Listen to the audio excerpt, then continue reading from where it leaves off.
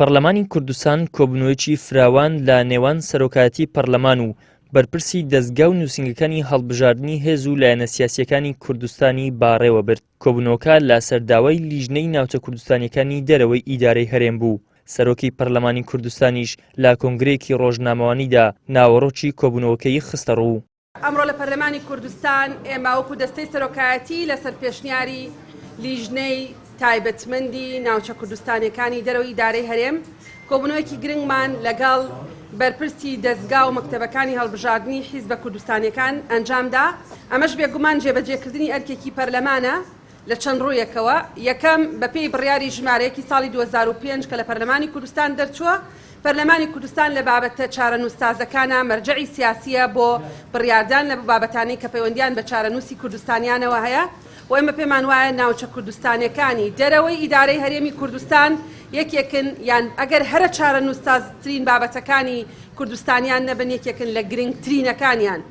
بەشێک لە لایەنەکان ڕخنەی ئەوە لە پارتی و یەکێتی دەگرن کە تەنها لە کاتی هەڵبژاردنەکاندا بیری یەکریزی نیشتمانیان دەکەوێتەوە و دواتر کە دەسەڵاتیان گرتە دەست مافی لایەنەکانی دیکە پێشێل دەکەن. بەشێکی تریش باز لەوە دەکەن کە سیستەمی هەڵبژاردننی ئەم جارە زۆر جیاوازە.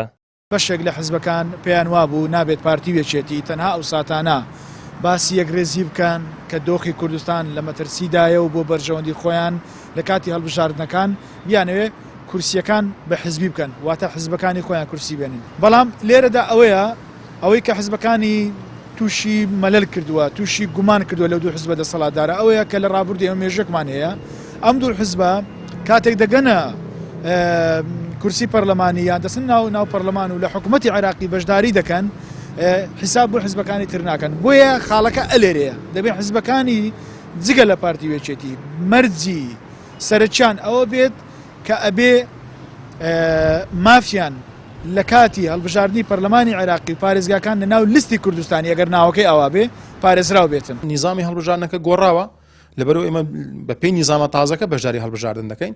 لێت ناشارمە ئێمە لە دەستگای هەڵبژاردن مبادراتمان بۆ خەڵک بووە و خەڵک مبادراتی بۆ ئێمە بووە، یەکتر بینینمان بووە، قسەمان کردووە.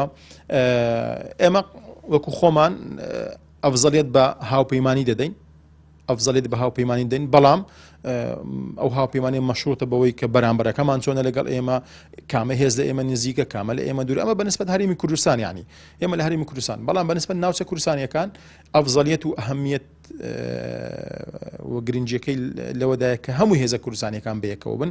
هەڵبژاردننی پێشوەختەی ئەنجومەنی نوێنەرانی عێراق کە بڕیارە دەی تشرینی یەکەمی ئەم ساڵ بەڕێوە بچێت جیاواز لە پێشوو بە شێوەیەکی فرەبازنەیی دەبێت. ئەمەش لە ناوچە دابڕێنراوەکان مەترسی لە سەردەنجی کورد دروست دەکات.